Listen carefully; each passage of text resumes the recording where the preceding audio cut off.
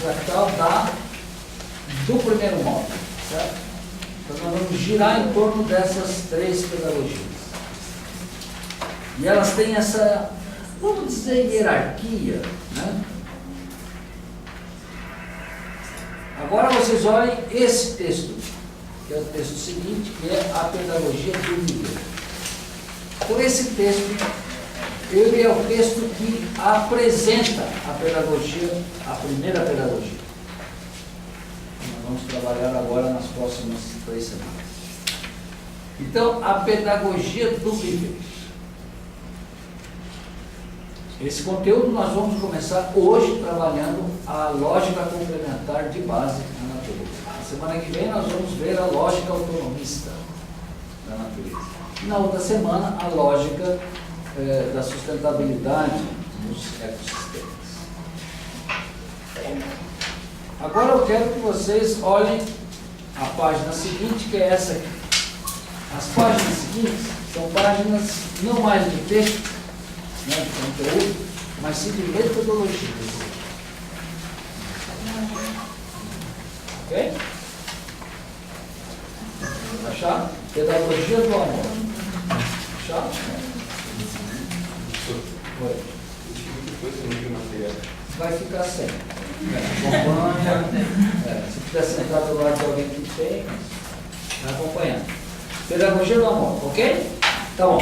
A pedagogia do amor é uma metodologia de construção de conhecimento estrito sensu.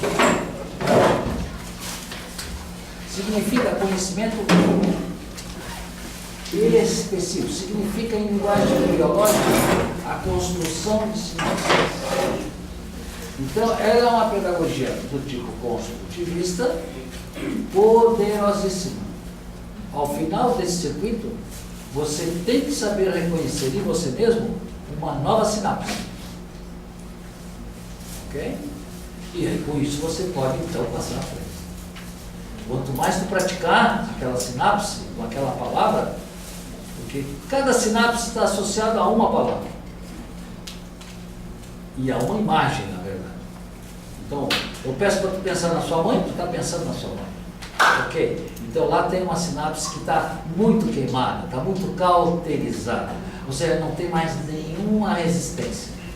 Você recupera a qualquer momento a imagem da sua mãe. Ela fala autopoese. Autopoese. Autopoese. Autopoese. Autopoese. Autopoese. Ó, já falou 2 vezes. Autopoese. Autopoese. Autopoese, pronto, já tem lá uma sinapse com a autopoese gravada. Certo? Agora, quanto mais você falar autopoese e entender o que significa, essa estrutura cognitiva vai se espalhando, certo? Vai criando uma consciência a respeito disso e vai poder atuar como informador. Então, essa é a pedagogia que nós vamos usar. Hoje mesmo a gente já vai aplicar. Tá bom? Agora vamos para a segunda, que é a metodologia das aulas. Hoje, esse cronograma não vai ser, o primeiro dia já é o fracasso do planejamento. Então, eu digo que o planejamento não é. Por quê? Porque, claro, isso aqui vale para a gente se organizar, certo? Então, as aulas vão ter essa estrutura.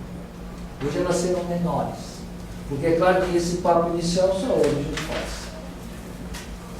Agora, a 3. A 3. Ok? A 3. Essa aqui, vocês têm que trazer toda a aula, vocês têm que tirar um xerox disso aqui e trazer. Porque essa é a folhinha que nós vamos trabalhar na aula. Sabe? E aí você vai colocando palavras-chave nesses quadradinhos, à medida que a gente vai evoluindo nas etapas da pedagogia do amor. Então, todo dia a gente aplica isso. Aí você vai... É que nem Zazen. Alguém já fez Zazen aqui? Não? Zazen. Tá. É uma técnica de meditação, né? Do Zen budismo. Então, você tem que fazer milhares de vezes para se sentir assim, mais confortável, porque até a posição, às vezes, fica difícil, né? Dependendo da idade. Né? Zazen. Eu conheço, nunca fiz. Tu conhece, nunca fez? Eu também conhecia, só que agora já fiz. Então eu posso falar do Zazen. Não, essa é muito legal. Né? A diferença entre conhecimento e experiência. Isso é uma coisa fundamental. É uma coisa fundamental. Você distinguir conhecimento de experiência. Certo? Zazen.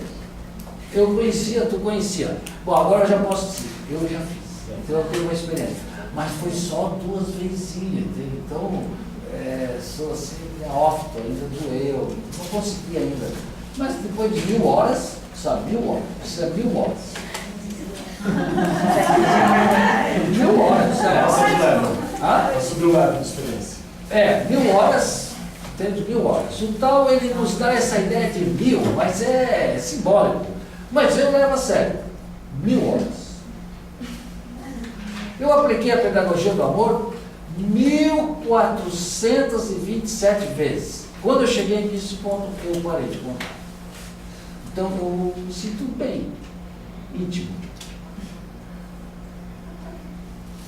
1000 vezes. Não, é sério, 1000 vezes. 1000 é um número... 1000 é um número assim, mas pode ser 500, pode ser 1500 também. 1000 vezes. Por exemplo, fazer amor. Quando você faz amor 1000 vezes, você...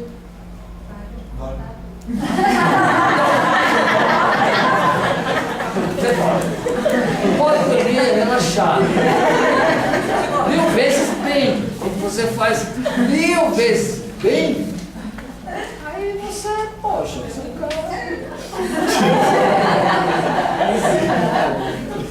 você já aprendeu quase todos os erros, né? Você é melhor. Quando você faz 1000 vezes uma coisa, que tu vai aprendendo, né? Claro, se tu não aprende, aí também não vale a pena. Né? Aí você se sente que está melhor na vida. Eu acho que isso faz parte da vida. Isso é o que nós vamos praticar. Essa última aqui, ó, essa penúltima, é a orientação pedagógica das dinâmicas. Bom, não se assustem. Nós temos 3 aulas teóricas, práticas, e depois tem uma quarta que vocês têm que mostrar produtividade. Tem que mostrar competição. Então, vocês têm que mostrar que aprenderam, mostrando uma inovação, que é trazer uma dinâmica cognitiva que produza uma emoção que esteja associada a um dos temas agregadores da pedagogia. Certo? Então, nós vamos trabalhar de forma tão contundente a ideia de que a natureza ela tem uma lógica de base, que é a lógica complementar, que não existe nada na natureza que seja competitivo. Lá, no interior do átomo, no interior da célula, não existe competição, não existe complementaridade, que você vai ter que dar um jeito de criar uma dinâmica que mostra isso. E está lá a data que é na 4ª aula, certo? E aí você vai ter que trabalhar em grupo, que vão ter que ser definidos já, daqui a pouco, tá certo? E esses grupos já vão pensando, né, que vai criar essa dinâmica, uma música, um teatro, uma dança, uma coisa que provoca uma emoção. Certo? Então aqui estão as orientações. Aí, a última folhinha de metodologia é essa aqui. Essa folhinha é a que eu vou aplicar para avaliar vocês. E vocês vão ter que se aplicar para aprender, tá certo? Que é a valorização pedagógica daquela dinâmica. Porque se você vem aqui e traz uma coisa que não tem nada a ver com o que a gente fez, você está viajando. Entendeu? Então aqui não funciona paraquedismo. Por uma razão muito simples. A gente aprende que na natureza, tudo na natureza tem uma sequência. A ligação dos DNA, a ligação dos quartos, cara, é tudo assim de sequência. Aí se tu tirar alguma coisinha ou interferir, tu provoca uma consequência. A natureza não é vingativa, não tem nada de vingativo, apenas ela é consequência. Mexer na natureza, pode ter certeza, haverá uma consequência. Por quê? A natureza é toda sequenciada. Toda. tudo tem uma sequência. Tá certo? Então, a ideia da valorização pedagógica é ver o quanto a tua criatividade tem uma sequência com aquilo que a gente trabalhou. Se ela está desligada, pô, não valeu a pena. Ou sei lá, eu não sei. Tá bom? Então tem um processo de valorização pedagógica. Ok? Na semana que vem eu vou avançando com a parte de conteúdo. Eu vou mandando para vocês as páginas, certo? Então era isso que eu tinha para apresentar do ponto de vista dessa palavra inicial. Então eu peço que vocês agora peguem a página, essa página aqui, o registro da palavra-chave, tá certo? E aí, sentadinho, vocês vão ter um momento de individualidade, de silêncio, atividade individual. Então, a primeira etapa da pedagogia do amor, qual é? Não é isso que eu fiz aqui. Não. Não é expor. É você pensar, é você permitir que o outro se sinta um sujeito. Então você, o primeiro passo da pedagogia do amor é reconhecer o outro como legítimo na relação. Então aqui está o conceito de amor que é outro. O conceito de amor é aquele conceito que me diz que eu reconheço o outro como legítimo. Por isso é que o amor é o oposto da indiferença. Quando eu não reconheço o outro, nem ódio eu sinto. Eu tenho um vazio. O ódio não é o oposto do amor. O oposto do amor é a indiferença. Certo? Então, o ponto de partida da pedagogia do amor é você reconhecer o outro como legítimo. Ok, carinho? Então, eu gostaria de pedir para vocês que escrevessem as suas ideias, um desenho, pense a respeito dessa palavrinha complementar.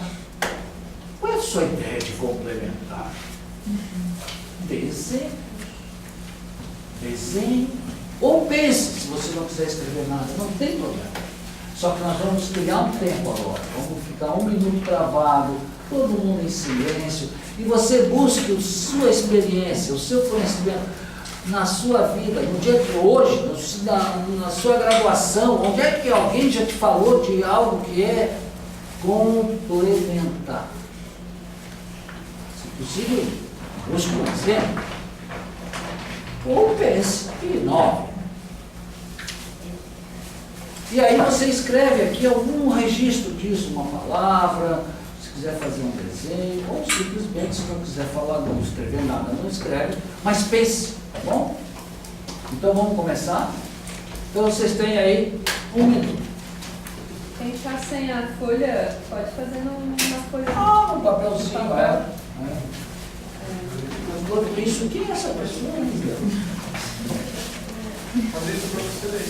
É a aluna que está acompanhando.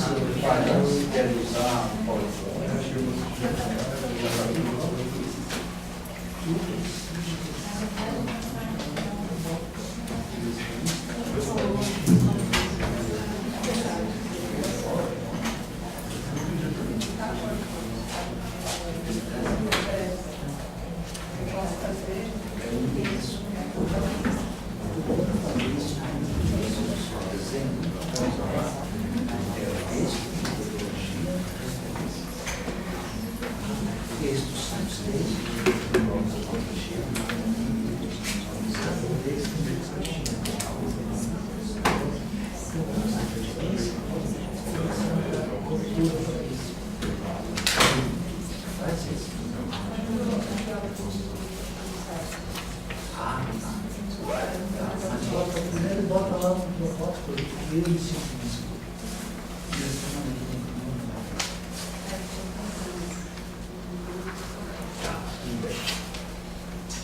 Então já tira isso daí e já começa aí. Nós começamos a fazer isso. Bom, temos que fazer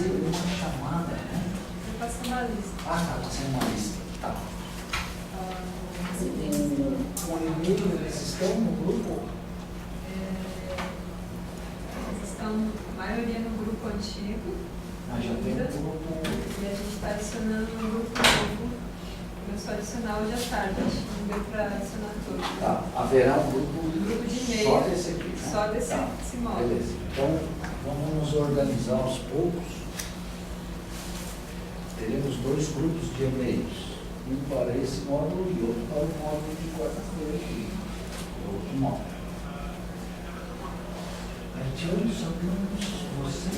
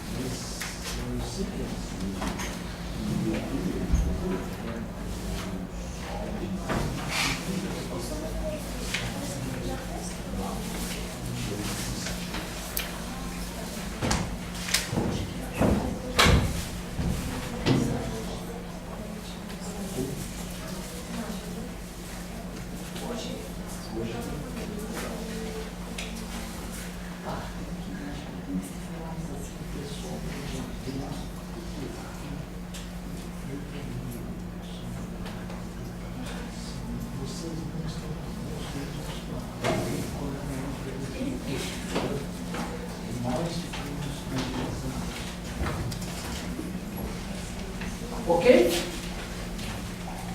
Então nós vamos começar as apresentações. Essas 3 pessoas, elas têm 15 minutos para apresentar essa ideia, essa base científica da Luiz que começa, né?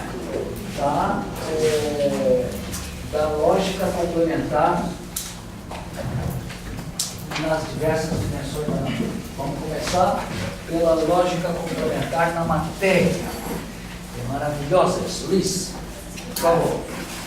Ficou uma parte bem difícil, né, para mim aí, que é falar da matéria, né, da coisa mais fundamental, do nível mais fundamental que existe no universo, que é um nível que a gente não consegue enxergar, né, a gente não consegue, não é tão concreto, né, principalmente cada vez mais que a ciência foi se aprofundando mesmo nesse estudo da física, da matéria, mais ela escapa, né? Mais ela vai um pouco além.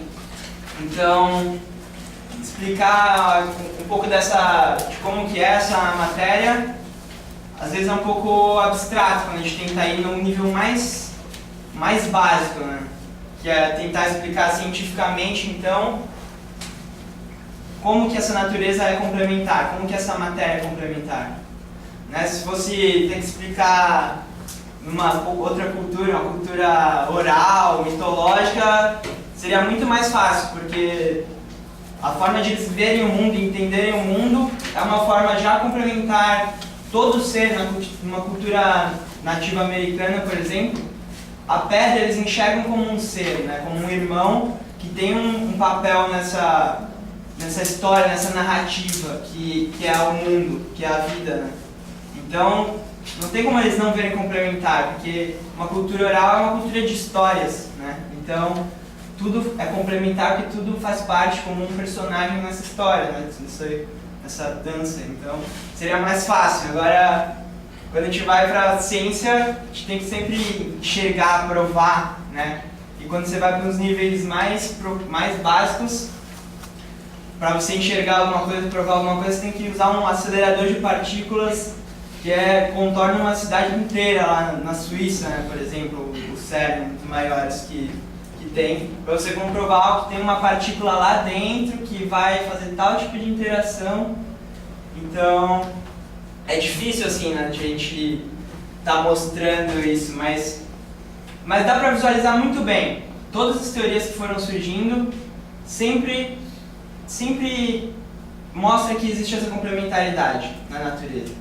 Então, indo para a nossa cultura ocidental, racional, visual, né? Podemos começar lá na Grécia Antiga mesmo, né? Um dos primeiros pensadores que tentaram explicar a natureza, como buscar esse fundamental da natureza lá. Qual foi a proposta que ele trouxe? Que eram os 4 elementos. Todo mundo conhece bem até essa visão, né? Terra, fogo, água, ar. Na literatura de fantasia isso ainda é muito usado, né?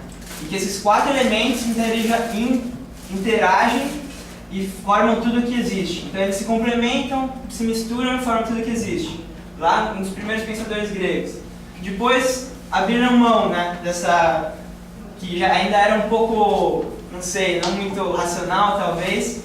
Daí pensaram que não, que toda a matéria era constituída de pequenos bloquinhos, né, os átomos, que até hoje continua, né? Então são pequenos bloquinhos, você vai dividir, vai chegar lá numa unidade que está constituindo tudo isso. Mas também não ficaram nessa visão, né? Foi indo. E na ciência, que é o mais atual, que eu vou mostrar mais um pouquinho assim, a gente já sabe, por exemplo, que o átomo ele não é só um bloco, ele tem um núcleo e tem uma eletrosfera, que é muito mais vazia do que maciça, mas que o núcleo tem algo de mais, que eles chamaram de positivo, e algo que chamaram de negativo, que seriam os elétrons, né? Então, isso foi evoluindo cada vez mais. Eles viram que então esse núcleo que achavam que era então fundamental, que tem o menorzinho lá, é o núcleo então, né? Tem um elétron fora, negativo, mas lá dentro é menorzinho, não tem coisa menor que aquele núcleo positivo. Indivisível então o núcleo, né? Também não. Lá dentro daquele núcleo tem alguma interação também acontecendo, que não é só um núcleo indivisível, mas lá tem nêutrons, que são partículas menores do que o núcleo, só que neutras, e os prótons, que são as partículas que são menores do que o núcleo, mas que são positivas, que é essa ideia que o núcleo era positivo. Realmente tem lá os prótons, mas também tem os nêutrons. Por quê?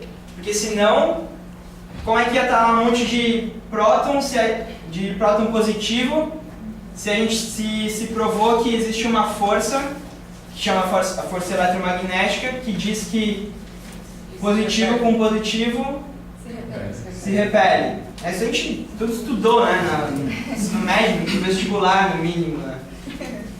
Então teve que... a gente já sabia, né, que tinha o núcleo positivo e o núcleo...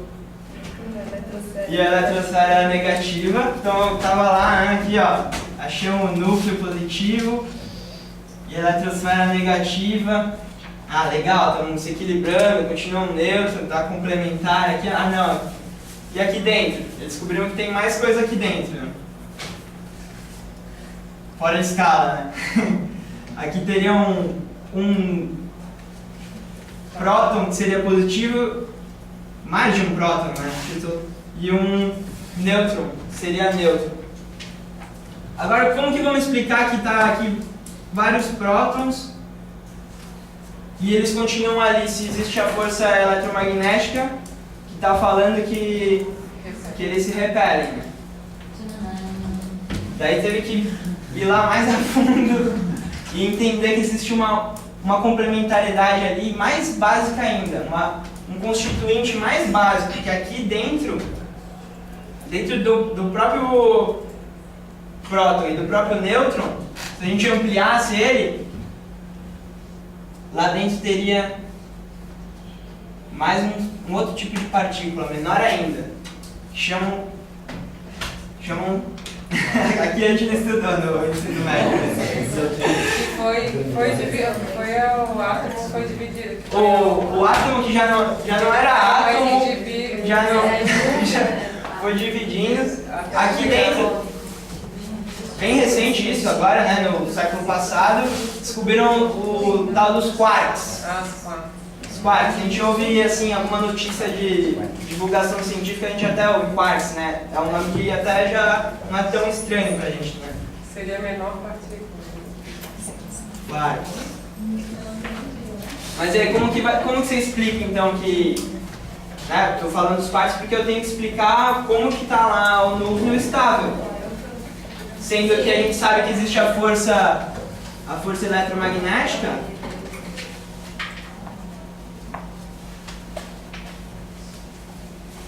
que diz que, apesar de explicar que os elétrons estão rodando em volta do núcleo porque eles se atraem, mas tem uma velocidade, então explica, até aqui ela explica, né? A força eletromagnética está complementar, está estável, né? Quando a gente olha para dentro do núcleo, já não explica mais. Então, surgiram os quarks para quê? Para explicar que existe uma nova força, mais íntima, mais interna ainda do que a força eletromagnética. E muito mais forte também que ela. Porque, é claro, senão não manteria ali o positivo com o positivo ali, querendo sair para longe mesmo ali, não querendo estar junto, tinha que ter algo que mantivesse elas ali dentro. Então existe essa força que é chamada força nuclear forte. Ela é forte, que diz que esses quarks aqui, entre eles, está acontecendo uma outra interação, que é essa interação nuclear forte, que ela é ainda mais forte e que ela, vocês vão ver que vai ficando cada vez mais complexa e mais abstrata, na verdade. Além dessa carga positiva e negativa que a gente está acostumado a lidar, existe um outro tipo de carga que eles chamaram de carga de Bohr. Não precisamos nem entrar nessa, mas só para citar, que faz com que haja essa interação entre esses três quarks, que é mais forte que essa interação eletromagnética. Então aqui dentro está tendo uma interação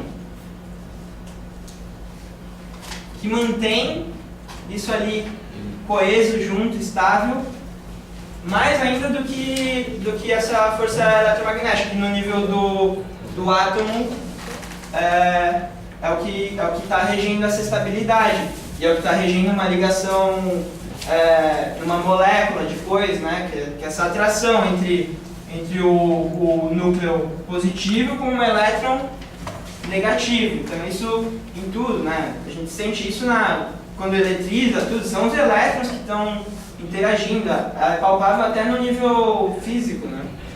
Só que lá dentro, o mais básico de tudo, dentro, até agora, né, que descobriram, dentro do próton, dentro do núcleo, existe aqui uma complementaridade que é entre essas três cores, esses três quarks, que estão entre eles trocando uma outra partícula, que é chamada de gluon.